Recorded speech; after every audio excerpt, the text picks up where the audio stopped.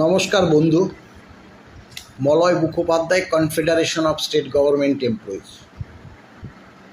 বন্ধু, গত 7ই মে 2025 তিন জাজেস বেঞ্চের যে নির্দেশ দিয়েছিল আগামী 14 মে 2025 2টো থেকে ডিএ মামলাটি শোনা হবে। আপনারা সকলেই অবগত হয়ে গেছেন, গতকাল সেই প্রেক্ষিত কজ লিস্ট প্রকাশ পেয়েছে এবং 14 তারিখ 40 নম্বর কজ লিস্টে মামলাটি উঠতে চলেছে। ব্যতিক্রম আছে এখানে। ব্যতিক্রম এটাই যে আপনারা জানেন যে আমাদের ডিও মামলাটি সর্বপ্রথম দীনেশ মাহেশ্বরীর বেঞ্চে 28 নভেম্বর 2022 উঠেছিলেন। পরবর্তীকালে তিনি অবসর গ্রহণ করলে মাননীয় বিচারপতি ঋষিকেশ রায়ের বেঞ্চে সেই মামলা আসে এবং তিনিও 31 জানুয়ারি 2025 অবসর নেওয়ার পরে সেই মামলা গিয়ে 25/3/2025 মাননীয় বিচারপতি সঞ্জয় কারোল এবং মাননীয় বিচারপতি মনোজ মিশ্রের ডিভিশন বেঞ্চে গিয়ে ওঠে 54 নম্বরে। সেদিন সময় ছিল না বলে মাননীয় বিচারপতি সঞ্জয় কারোল এবং মাননীয় বিচারপতি মনোজ মিশ্রের ডিভিশন বেঞ্চ সেদিন বলেছিলেন যে মামলাটি টপ আপ অন দ্য বেঞ্চে রেখে মামলাটি শোনা হবে এবং তা শোনা হবে 22 এপ্রিল 2025। 25 দিন থেকে 22 এপ্রিল 2025, সময়টা 27-28 দিন। আমরা ভেবেছিলাম যে মাননীয় সঞ্জয় কারোল এবং মনোজ মিশ্রের ডিভিশন বেঞ্চ এবার হয়তো মামলাটা সুরাহা হবে।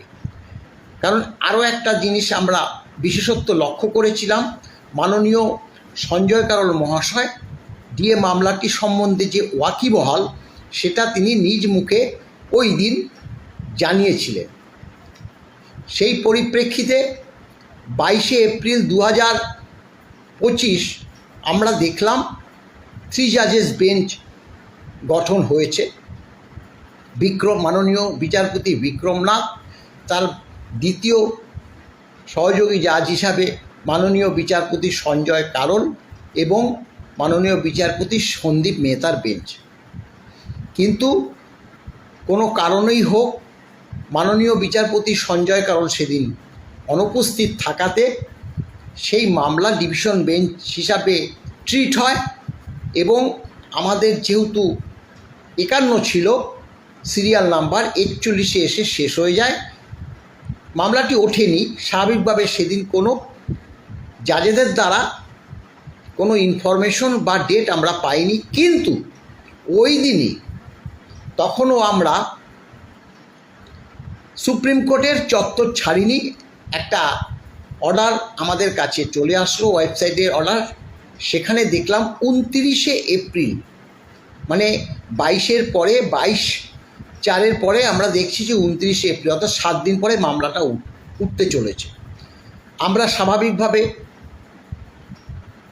কলকাতায় ফিরে এসে আবার যাওয়ার প্রস্তুতি হিসাবে টিকিট কাটা হয়ে যাওয়ার পর লক্ষ্য করলাম যে না, 29 এপ্রিল না, মামলাটা উঠবে 7ই মে 2025, অর্থাৎ গত দিন যে মামলাটি হলো সেটাও 3 জাজেস বেঞ্চ এবং সেক্ষেত্রেও মাননীয় বিক্রম নাথ, মাননীয় বিচারপতি সঞ্জয় কারোল এবং মাননীয় বিচারপতি সঞ্জীব মেহতার বেঞ্চে। আমাদের টিকিট ক্যান্সেল করে আবারও পুনরায় টিকিট কেটে আমরা যথারীতি ওই 7 তারিখ মে মাসের উপস্থিত হলাম এবং সরকারি আইনজীবী মাননীয় অভিষেক মনু সিংভির প্রেক্ষিত আপনারা সবাই জানেন। সেক্ষেত্রে ওই 3 জাজেস বেঞ্চ সেদিন বলল যে না, ডিএ মামলাটি শোনা হবে এবং তা শোনা হবে 14 মে 2025। এই হলো বিগত কয়েকদিনের ইতিহাস। আমাদের ইতিহাস তো একদম নখদর্পণে। দেখুন, স্বাভাবিকভাবে আমরা মূল মামলাকারী সংগঠন 2016 থেকে ডিএ মামলা লড়াই করছি। কবে কোন মামলা উঠেছে, কোন বিচারপতি ছিল, কোন বিচারপতি কটা মামলা শুনেছে, আজ পর্যন্ত কটা মামলা হয়েছে, সবই আমাদের জানা এবং নির্দিষ্টভাবে সেগুলো পুঙ্খানুপুঙ্খভাবে আমরা কর্মচারী সমাজকে তুলে ধরি। তা আগামী 14 তারিখ অর্থাৎ বুধবার মামলাটি হওয়ার পরিপ্রেক্ষিতে কর্মচারী সমাজের অনেকেই আদালতের প্রতি একটু অনাস্থা জ্ঞাপন করেছে। মামলাটা কেন 40 নম্বরে দিল, সেকেন্ড হাফে মামলা, তাহলে হবে না। স্বাভাবিকভাবে আমরা এটা যে হওয়াটা অসম্ভব কিছু নয় সেটা আমরা স্বীকার করি। আমরাও বিরক্ত। আমরা মামলাকারী সংগঠন সত্যি সর্বোচ্চ আদালতের প্রতি আমাদের যে আস্থা দিন দিন তলানিতে এসে ঠেকছে। যদি বলেন কেন, দেখুন, মামলা জানি দেরি হয়, কিন্তু 17-18 বার মামলাটা হলে মামলাটার বিন্দুমাত্র অগ্রগতি হবে না, সেটা কেন সর্বোচ্চ আদালতের কাছে কি সেই প্রশ্নটা আমরা রাখতে পারি না? এবার দেখুন, 40 নম্বর লিস্টে আছে, সেকেন্ড হাফে শোনা হবে, সেটাও বলা হচ্ছে। বেঞ্চ পরিবর্তন, যিনি ওই যে ডিভিশন বেঞ্চ, আমি এর আগেও বলেছিলাম যে 3 জাজেস বেঞ্চে কেন আসলো আমরা জানি না, কারণ আমাদের তো ডিভিশন বেঞ্চের মামলা। সেই ডিভিশন বেঞ্চেই মামলাটি আবার ঘুরে এসেছে এবং সেখানে to be taken at 2 PM কথাটা লেখা আছে।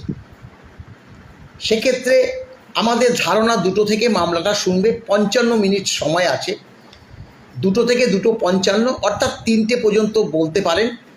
কারণ আমরা লক্ষ্য করেছি ওখানে একটা অর্ডার আছে পরবর্তী যে কজ লিস্টে 3টে থেকে 4টে পর্যন্ত একটা স্পেশাল বেঞ্চ করে মাননীয় সঞ্জয় কারোল অন্য কোনো একটা মামলা শুনবে। তাই কারণে আমাদের 55 মিনিট, 55 মিনিটেরও দরকার হয় না, 20-25 মিনিটেই এই মামলার কিন্তু সুরাহা হয়ে যায়। তাই 55 মিনিটটা অনেকটাই সময়। যদি মামলাটা মাননীয় বিচারপতিদ্বয় শোনে তাহলে ওই দিনই কোনো একটা সিদ্ধান্ত বের হয়ে যেতে পারে। তবে কি হবে আমরা এখনও জানি না, কারণ এই যে বলেছে to be taken at 2 PM, এর আগেও তো বলেছিল to be taken high up on the bench, বলেছিল না? এবং টপ অফ দ্য লিস্টে রেখে মামলা শোনা হবে, সেটা বলেছিল না? আপনাদের মনে আছে যে সুপ্রিম কোর্টের যে অর্ডার বেরিয়েছিল এক্সটেন্সিভ হিয়ারিং করতে হবে, তাই মামলাটি পিছিয়ে দেওয়া হলো। লেন্দি হিয়ারিংয়ের প্রয়োজন আছে, চাই মামলাটি পিছিয়ে দেওয়া হলো। এইসব অর্ডার তো আমরা দেখেছি। তাহলে আমরা আস্থাটা রাখি কিভাবে? কিন্তু দেখুন, একটা কথা তো ঠিক, এত বড় লড়াইয়ে নেমেছি 2016 সাল থেকে। আজকে যদি আমরা একদমই অনাস্থা স্বীকার করে আমরা যদি একদমই আমাদের উপর যে প্রেশার আসছে, শুধু যে প্রেশার অর্থনৈতিকভাবে তা তো না, শারীরিকভাবেও কিন্তু সত্যি কথা বলতে আমরা এখন দুর্বল হয়ে পড়ছি। কারণ সেই দিল্লি যাওয়া, এক রাত্র কোনো রকম মাথা গুঁজে থাকা, পরের দিন সারাদিন সুপ্রিম কোর্টে সময় অতিবাহিত করে আবার ফিরে আসা, কিন্তু শারীরিক যে পরিশ্রম সেটাকে আমরা কোনো ধর্তব্যের মধ্যেই ধরি না। কারণ লড়াই করতে গেলে পরিশ্রম করতে হবে। আমাদের স্বাভাবিকভাবে যে অর্থনৈতিক দুর্বলতাটা আমরা বারবারই বলছি, যত মামলা যাবে ততই দুর্বল হয়ে পড়ব। তবুও আপনাদের কথা দিচ্ছি, মামলা আমরা তো ছাড়ব না এবং আগামী বুধবার 14ই মে 2025 আবার আমাদের যে আইনজীবীদের টিম নিয়ে আমরা নির্দিষ্ট সময়ে উপস্থিত থাকব। এখন দেখা যাক যে ওই দিন মামলাটা কোথায় গিয়ে দাঁড়ায়। ভালো থাকবেন, সুস্থ থাকবেন, নমস্কার।